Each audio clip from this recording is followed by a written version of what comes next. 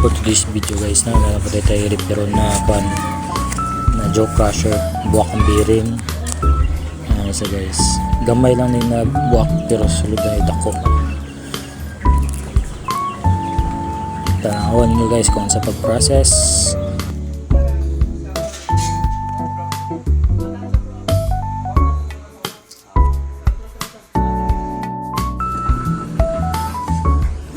Dili na side guys, no, di man kaabot ang ang aring excavator. Ludan yung balas dire para doon sa tapit na side sa pikas para makaabot yung bucket guys. Mana guys, naabot nga na yung balas na tambakan niya. So ari na side kulang pa din siya og kay this is singan jud maayo jud makwan jud hulbot. Grabe yung hulbot tayo dire ang kuan bako.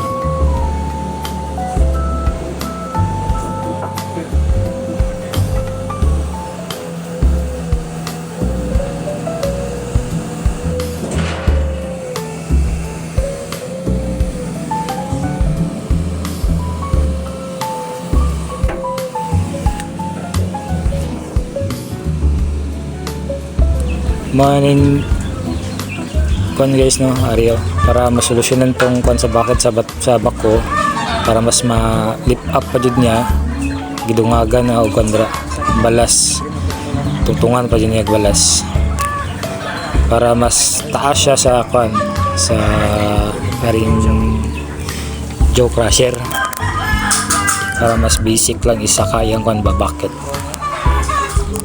amo na ang solusyon mo.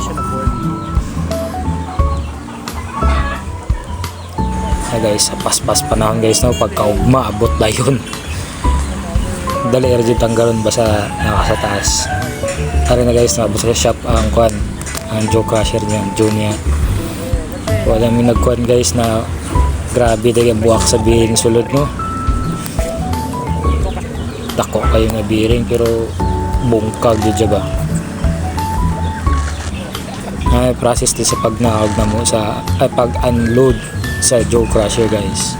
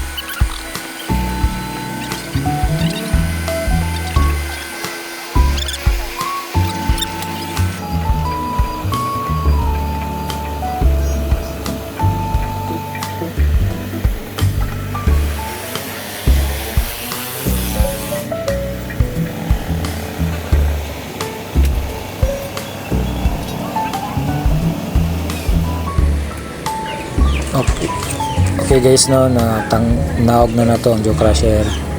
Ari di kadako ang kon buwak sa bearing. Na makita niyo sa video. Dako yun ang buwakan ni. Siya. Mana yung buwak niya. Tanggal lang mga kanya. Stick niya. Yeah, guys na pagkaugma dayon gimuan dayon og solusyon para matanggal tong balancer niya o ang huli niya Ari guys ang puller na mo hastang gamaya. Nako bitaw guys, daw kayo ng puller na hydraulic na. Mano-mano lang ni gamit na mo ni karon. Yeah guys, kay stress naman dula sa ta.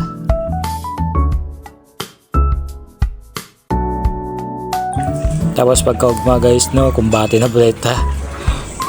Ayun na ito mga OJT. Ang tanaw nila mga kan, mga puncher nila ka para may guide sila sa pagbalik. Then yung side guys na limpihan na ni airpat ang kano, ang bearing niya. Ngayon ni bearing ni pulley na mo guys. Ang gisolusyon na naman ni kay gamay man, gisliban na mo ang gawas outer diameter o inner diameter niya para ma-fit in lang siya sa shafting o ang sa housing sa kan bearing.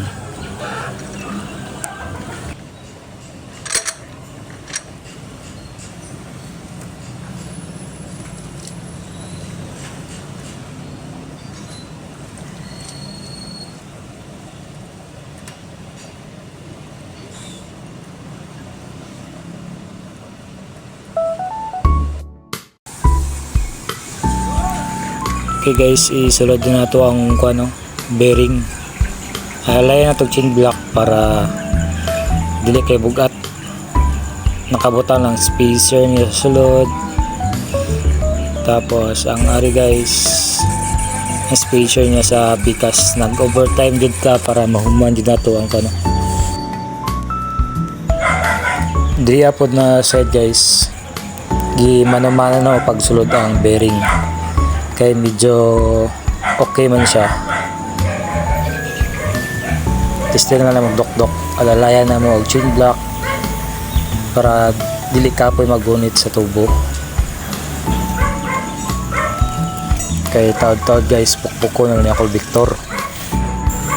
9 hits lang na, mahuma na siya.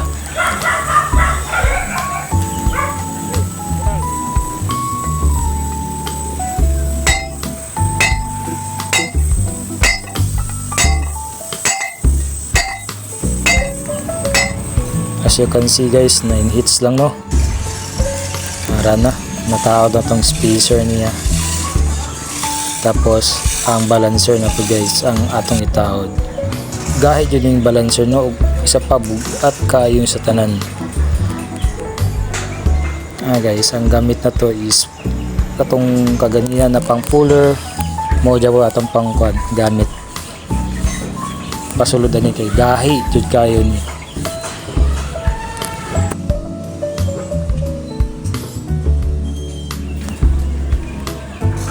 Dili na side guys, i-welding na ni Uncle Kano ang dapat weldingon dira kay na mga buwak-buwak na.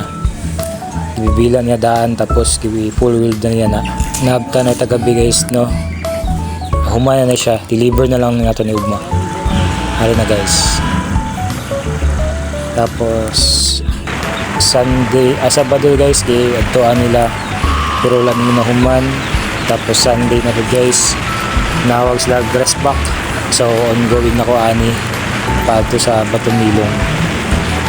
Single ang dirog motor guys no, solo ride lang. Kay maat na sila dito ulat-ulat na sila.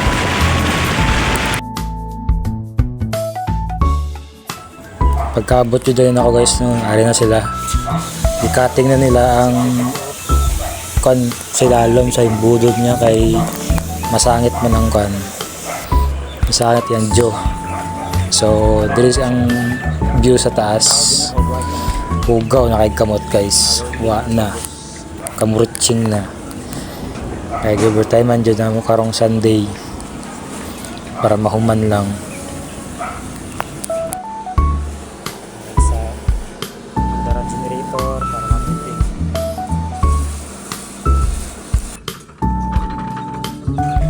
Ipasaka na platong bako guys no. Ay paalalay taog balik kaning atop nila kay gitanggal lang mo itong last time.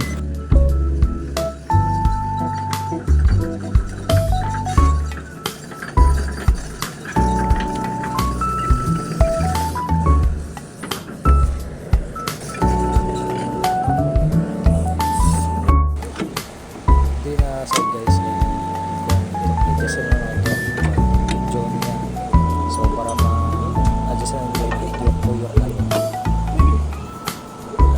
sipat-sipat na. Nako, ang hirap sa kasi sipit kayo. So, medyo sa nila. And then, dapat nakutan mga bolt, nut dra sa gilid. Guys, kita na ni Papa ako, no? Bolt. Tapos, meanwhile guys, kita dito dua kambing, gadula-dula ra. Ay, gaulat-ulat na yung sakyan, guys. Huma naman. Thank you for watching guys. Salamat.